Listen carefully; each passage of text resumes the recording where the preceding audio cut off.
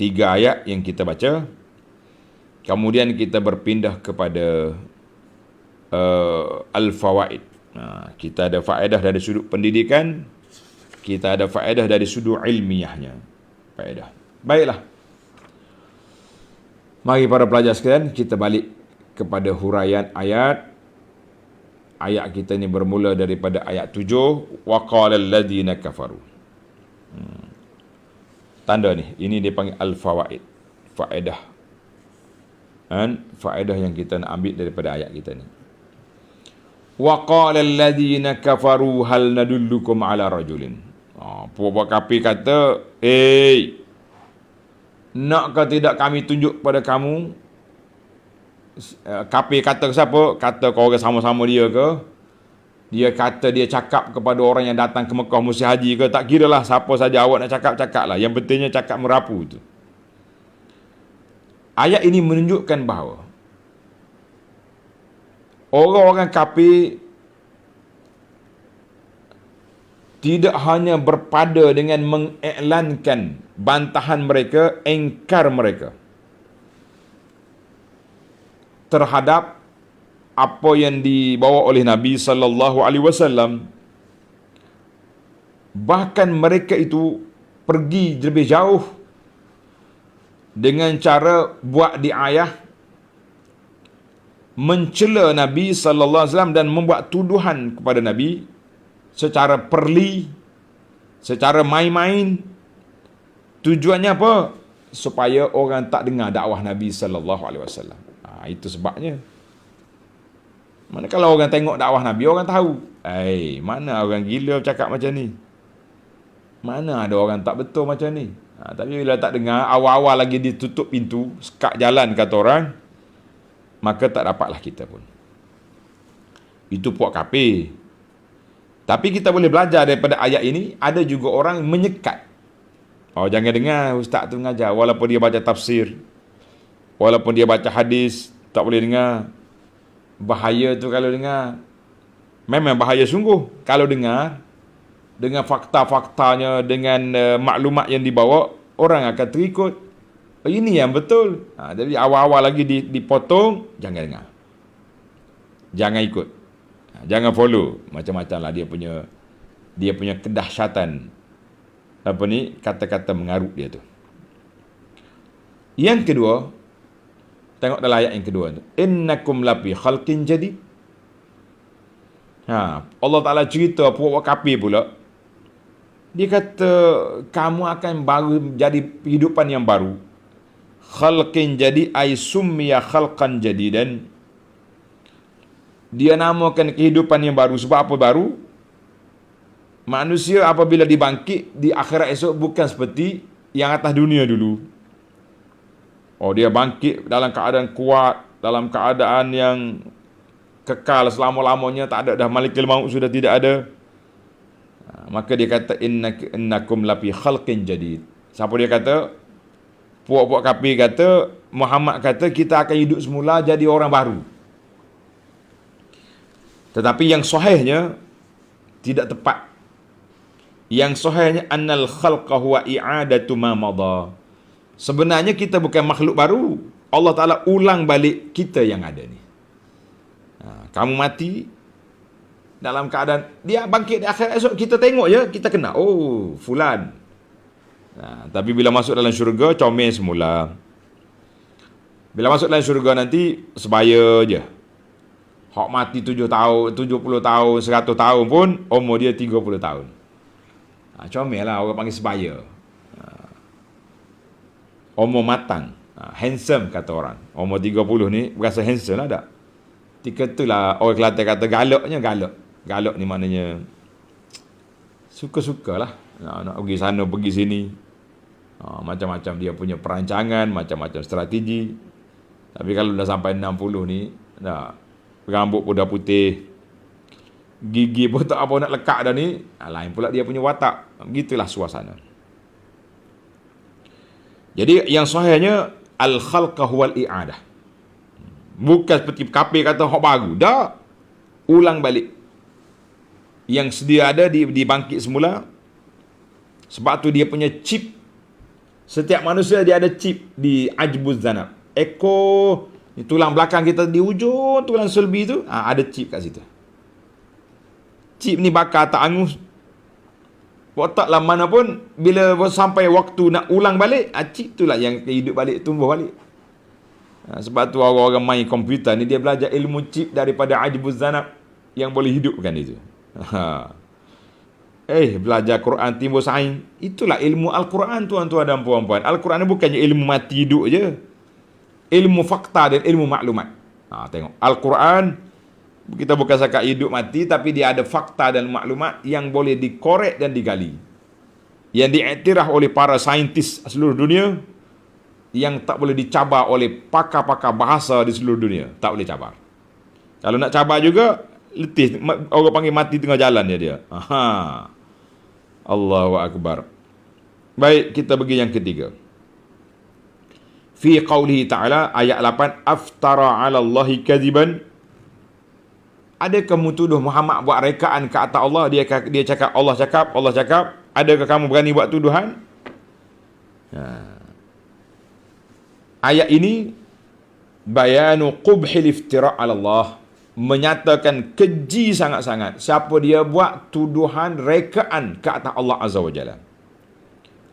Sampai puak kafir pun dia rasa, adakah Muhammad ni buat tuduhan reka-reka ke atas Allah? Tapi manusia yang sekarang ni senang-senang je reka ke atas Allah.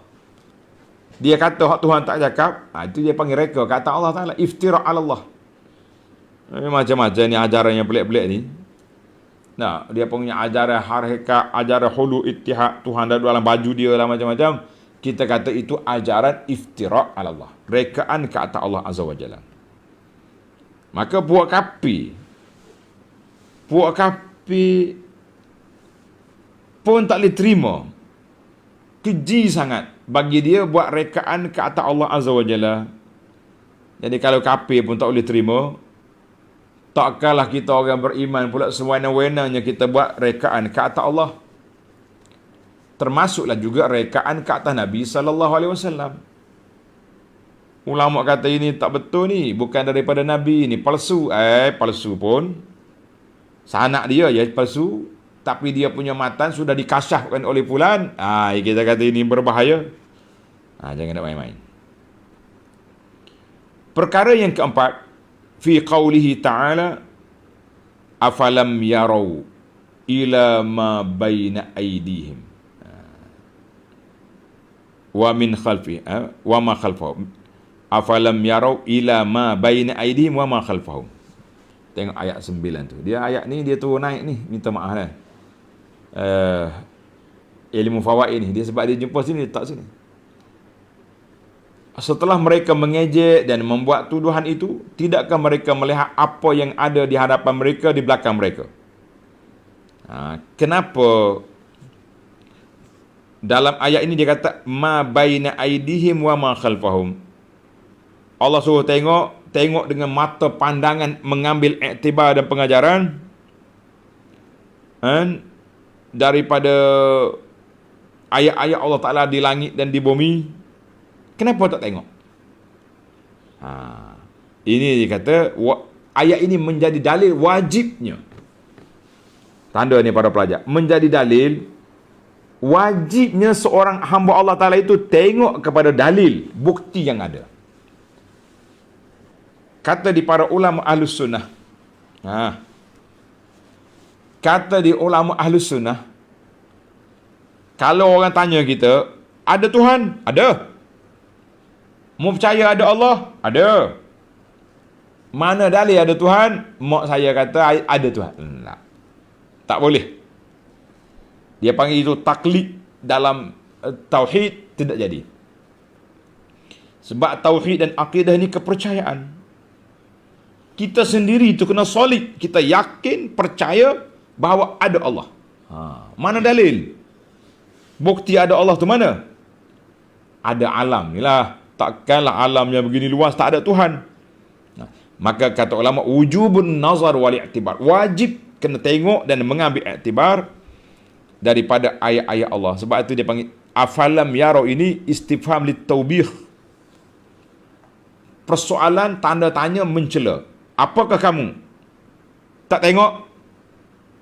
Kita kan contohnya, bila kita jalan orang langgar kita, bom, ai, terpijak kaki kita ke, kita tengah bawa kereta orang mari langgar, kita celek mata, mu tak tengok besar gini, besar, aku besar gini kau langgar. Jadi itu dia panggil istifham taubih. Mata letak kat mana? Macam dah mula cakap kasar dah, mata buta, tak ada mata. Jadi macam-macam ayat dia, itu dia panggil wajib nazar, wujubun nazar. Kita pergi kepada yang kelima, ayat yang sama lagi. Dalam ayat ini Allah Ta'ala sebut dua ya. Afalam yarau ila ma baina aidihim wa ma khalfahum. Tuhan kata, mu tak tengok depan, tak tengok belakang. Kenapa dia tak sebut kanan kiri? Menarik juga ni soalan. Ulama ni dia tak tinggal satu benda. Dia nak tadabbur Quran, dia kaji habis. Disebut dalam ayat ini depan belakang. Fahalla zakaral aiman wasyama'il. Patutnya disebut jugalah kanan kiri tu. Kenapa tak sebut? Sebagaimana dalam surah Al-A'raf, ahli tadabbur tanda. Dalam surah Al-A'raf ayat 17, Allah kata, summa la'atiyannahum min bayni aydihim wa min khalfihim wa an aymanihim wa an syama'ilihim. Allah Ta'ala sebut 4 penjuru. Depan, belakang, kiri, kanan. Orang kata 4 tapai. 4 tapai ni maknanya 4 penjuru. Semua sebut. Itu suratul A'raf ayat 17. Tapi kenapa di sini disebut depan, belakang, kiri, kanan tak ada? Tanya sampai situ ni alim ulama tadabbur ni. Al-jawab anna wujidahuna ma yughni an zikrihima. Dia kata ayat ini berbeza dengan ayat 17 suratul A'raf. Sebab di sini dia sebut umum. Afalam yarau. Mu tak tengok ke depan belakang? Termasuklah kiri kanan. Tapi dalam suratul A'raf Allah Ta'ala sebut thumma la'atiyannahum min bayni. Aku akan datangkan azab itu dari depan, dari belakang, dari kanan, dari kiri. Maknanya kamu tidak ada harapan untuk lari. Tapi dalam bab mencari dalil, tengok kiri, tengok depan, belakang pun cukup dah. Mu tengok depan, tengok belakang, kamu nampak langit. Kalau kiri kanan pun sama juga. Jadi oleh kerana tidak ada keperluan untuk disebut, tak payah sebut. Jadi kita ni Allah Ta'ala ajar kepada kita uslub, kalaulah sudah satu perkara itu diberi kepahaman, dipahami, tak payah kita detailkan. Saat saya terima kad jemputan hari ni, tuan dijemput majlis kenduri kesyukuran. Perlukah dia sebut? Tuan dijemput makan nasi, lauk ayam, ikan, daging, sayur, telur, perlu? Tak payah. Maknanya Allah SWT yang maha kaya, sampai ayat seperti ini pun diminta supaya kita tadabbur. Kita baca ya, kalau tidak, itu dipanggil ilmu tadabbur. Kita teliti balik apa yang membezakan di antara dua perkara ini. Yang A'raf tu somalaat, kemudian aku nak tunjuk pada kamu depan, belakang, apa ni, ataupun datangnya azab itu daripada semua penjuru. Tapi dalam bab mencari dalil cukup kita tengok atas bawah padang, cukup lah tu. Depan, belakang. Allahu Akbar. Dalam tuan-tuan, ilmu Al-Quran ni sangat mendalam. Makin kata di para ulama kita kata, makin digali makin rasa sayang, makin dikorek makin dapat kepahaman. Diibaratkan Al-Quran seperti buah kurma, buah tamar, makin dikunyah makin rasa manisnya. Alhamdulillah. Mudah-mudahan majlis kita ini ada manfaatnya untuk menggilakkan keimanan kita kepada Allah. Lagi mantap, lagi jitu, lagi kuat kita punya kepahaman, insya-Allah. Yang keenam, ayat yang keenam, fi qauli ta'ala inna nakhsif bihimul ard. Tuhan bagi amaran kepada buat kafir. Mu ni jangan cakap main-main, jangan cakap besar. Kalau aku nak, aku tenggelamkan kamu dalam bumi. Ataupun aku campak mari daripada langit bala. Kata di para ulama tadabbur, apa yang berlaku? Gempa bumi, tsunami, apa lagi, banyak mimi lagi ni. Fa innahu biiznillah. Semua itu dengan inna sya'. Itu semua berlaku dengan sya' Allah, dengan kehendak Allah Azza wa Jalla. Sebagai uqubah, sebagai suatu hukuman kepada hamba-hamba dia untuk diambil iktibar. Ayat ini, kepahaman ini berbeza dengan puak-puak nature, puak-puak tabi'i. Dia kata tak ada apa, biasa tu, musim dia. Musim hujan, musim banjir, musim kemarau, biasa. Jadi dia tak ada mikir lah, nak sedar. Bila kita fikir berlakunya gempa bumi, berlakunya tsunami, berlakunya semua ni adalah dengan kehendak Allah, tapi ada sebab. Sebab apa? Banyaknya maksiat, banyaknya berlaku sedemikian. Barulah kita insaf, baru kita sedar. Tapi masyarakat ni lagu itulah. Mari COVID ke, mari apa ke, dia bukan nak insaf, tapi dia mengamuk ada. Insaf tidak, mengamuknya banyak. Na'udzubillah. Baik para pelajar sekalian, kita pergi kepada yang ketujuh. Tujuh dah kita ni. Inna sya' nakhsif bihimul ard. Allahu Akbar. Tuhan kata, kalau nak, inna sya', kalau aku nak. Tuhan kata, jika kami kehendaki. Ayat ini, para pelajar sekali lagi, tambihun, menjadi perhatian. Ala annahu lam yabqa min asbab wuqu'il illa ta'alluq masyiatah. Semua benda yang berlaku ini mesti dengan kehendak Allah Azza wa Jalla. Kita kena tak situ. Semua benda yang berlaku itu bergantung dengan apa? Dengan kehendak Allah Azza wa Jalla. Tak boleh kita senang-senang ya kita buat. Ikut aku, jangan main apa ikut aku. Semua benda yang berlaku itu dengan kehendak Allah Azza wa Jalla. Yang kesembilan,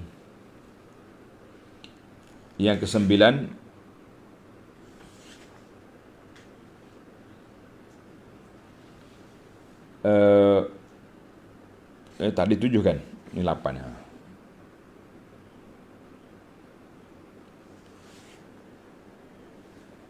7, 8 dulu. Nombor ni kalau tak tanda, lari. Dalam ayat kita ni, afalam yarau ila ma baina aidihim, bahawa minas sama'i wal ardi, anna fis sama'i wal ardi, langit dengan bumi itu menjadi salah satu daripada tempat yang kita kena jadi tempat bahan uji kaji untuk mencari bukti kewujudan Allah Azza wa Jalla. Dia panggil nazar wa tadabbur. Allah Ta'ala sebut wa fil ardi ayatun lil muqinin. Wa fil ardi, di atas bumi itu ada ayat. Banyaklah. Kalau kita nak cari tanda kekuasaan di bumi, baru kita rasa tingginya. Di langit bagi banyak bintang, cakrawala, bintang pula. Planet-planet yang ada tu bukannya kecil-kecil tuan-tuan. Bukannya benda kerdil halus, tak ada. Besar-besar. Nak tengok hal kecil, tengok di bawah, di bumi. Kita akan jumpa semut, akan jumpa lalat, jumpa lipas. Sebab itulah bila mari ayat tentang bumi, Allah Ta'ala akan sebut bukit. Sebab apa? Kenapa disebut bukit? Sedangkan bukit itu atas bumi. Ingat tak dalam ayat lepas kita dah bincang? Sebab bukit itu yang nampak dari mata kita. Kalau bumi kita tak perasan, kita duduk atas dia. Allahu Akbar. Ini sini semua dia kata yatabayyana lahu min ayatillah. Terserlah dah daripada ayat-ayat Allah Ta'ala itu yang menguatkan apa? Menguatkan keimanan kita kepada Allah Azza wa Jalla. Baik para pelajar sekalian, 8. Yang ke-9 kita pergi kepada ayat yang terakhir. Inna fi dzalika laayatan likulli 'abdin munib. Sesungguhnya yang demikian mengandungi satu tanda yang memberi kesedaran, keinsafan bagi hamba Allah Ta'ala yang munib. Siapa dia munib? Orang yang banyak kembali kepada Allah Azza wa Jalla. Jadi kata ulama tadabbur, annallah yamunnu 'alal 'abdihi. Ayat ini Allah Ta'ala mengungkit nikmat dia ke atas hamba-hamba dia. Aku beri tanda-tanda ini supaya kamu yang munib, yang banyak kembali kepada Allah Ta'ala, berfikir, mencari kebenaran. Itu dia panggil yamunnu 'alal 'abd. Allah Ta'ala ungkit nikmat dia. Allah Ta'ala beri kepada kita. Jadi kita kadang-kadang sedar tak sedar, tak ada apa nikmat. Kenapa tak ada apa? Dia akan jadi tanda keimanan kepada Allah Azza wa Jalla. Itu yang ke-9. Yang terakhir, yang ke-10. Para pelajar sekalian, tengok yang ke-10, yang terakhir. Inna fi dzalika laayatan likulli 'abdin munib. Ayat ini hasun balighun 'ala taubati wal inabah. Ayat ini sekaligus mengajak kita supaya kembali kepada Allah, sentiasa bertaubat. Orang yang bertaubat, orang yang kembali kepada Allah Azza wa Jalla, orang ini yang akan mendapat manfaat daripada tanda-tanda kekuasaan Allah Azza wa Jalla. Kenapa awak dulu lara? Sekarang ni awak dah nampak tenang je. Kenapa? Dia kata, aku tengok dah tanda-tanda kuasa Allah Ta'ala. Kematian tu pasti. Tanda bangkit semula pun banyak. Jadi kita sudah yakin bahawa kita akan dibalas oleh Allah Ta'ala semua perkara. Yaumatublas sarair. Hari dibangkitkan, didedahkan segala rahsia. Dalam surah Al-Fatihah Allah sebut Maliki Yaumiddin, pemilik hari pembalasan. Jadi bila kita dengar macam ni, kita kembali kepada Allah dengan taubat, kita kembali kepada Allah Ta'ala dengan inabah, dengan taubat, mudah-mudahan kita akan selamat insya-Allah. Baiklah para pelajar sekalian, tamatlah perbincangan kita. Kita akan sambung lagi dalam ayat yang berikutnya, ayat 10 dalam siri yang akan datang insya-Allah. Ayat 10 bermulalah episod, iaitu keterangan tentang Nabi Daud alaihi salam. Cerita Nabi Daud pula kita masuk. Salah seorang daripada Nabi yang banyak cerita juga dalam Al-Quran. Subhanakallahumma bihamdika asyhadu an la ilaha illa anta astaghfiruka wa atubu ilaik. Wa sallallahu ala nabiyyina Muhammad wa ala alihi wa sahbihi ajma'in walhamdulillahi rabbil alamin. Wassalamualaikum warahmatullahi wabarakatuh.